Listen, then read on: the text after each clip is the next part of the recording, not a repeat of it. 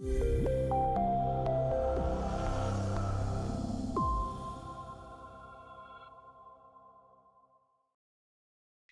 if we go to the Chinese texts about trauma, you can only find trauma in the text that talks about the seven emotion. And in the seven emotion, we have we know seven emotion as the causes of as an internal causes of diseases. Okay. And it's something that is more common in the modern folklore of Chinese medicine, what we call the TCM. Because as you're going to see later on in a second, it's not something that you'll find in the old texts. But in the modern folklore, the seven emotions that we know are joy, worry, grief or sadness, fear, anger, all related to the five elements or organs. Sorry, it's fire or heart, earth or spleen, grief, sadness, metal, water, wood. And we have two other emotions, which are overthinking and shock, trauma, anxiety, fright. It all depends where you look at it. These are the seven emotions.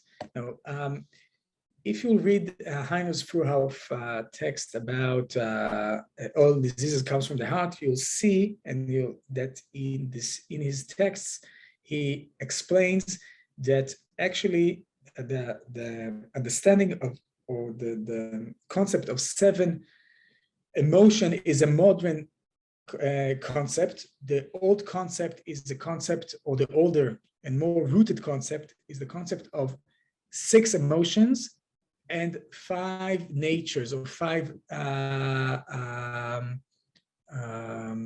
good natures that we need to nourish and keep in our body. Five goes with the five movements, or five Zhang organs, and the six goes with the six Fu organs that need to be clean and empty. The five Zhang organs are sacs, and they need to hold things. They hold both the inner materials of the body, of our body, the qi, blood, jin, ye, shen, and jing, and the five Zhang organs also hold the five good natures, and the liver holds the vigor, the heart holds the ecstasy, the lung holds the nostalgia, the kidney holds the awe, and the P holds the contemplation. Five good natures that are good for us, and we need to keep them. Whenever there's a heat, whenever heat is involved, according to the text of the Shu Da Chun, whenever the heat is involved, the natures transform into emotions. And then vigor turns into anger, ecstasy turns into hysteria, nostalgia turns into grief or sadness, awe turns into fear, contemplation turns into worry. And then it has to do with the six Fu organs. And that means that we need to clean emotions from the body. We don't need them to stay in the body. We need to hold the natures and clean the emotions. And only in the second century, they start to mention the other emotions that we later on turns into the seven emotion. And in his texts, you can find, if you want me, I can send you, if you contact me, I can send you the text, or you can find it, of course, in Heinrich Fruhauf's website. In his text, he mentions the time when in history, they started to talk about the seven emotions, and only later on, they started to mention trauma as part of the emotions. Until the 12th century, and even before that,